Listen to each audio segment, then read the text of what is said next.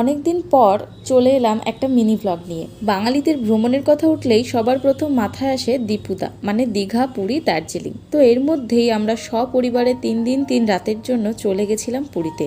অনেক দিনের ইচ্ছে ছিল মা বাবাকে সঙ্গে নিয়ে পুরী যাব। এর মধ্যেই মায়ের আবার ইচ্ছে ছিল বন্দে ভারতটা একবার উঠবে। তো যেই ভাবা সেই কাজ। এই 3 দিনে আমরা পুরী, কটক, ভুবনেশ্বরে মেন দর্শনীয় জায়গাগুলো ঘুরেছি। নন্দনকাননও ঘুরেছি, জগন্নাথ মন্দিরে পুজো দিয়েছি, আর সমুদ্র স্নান এনজয়মেন্ট তো আছেই।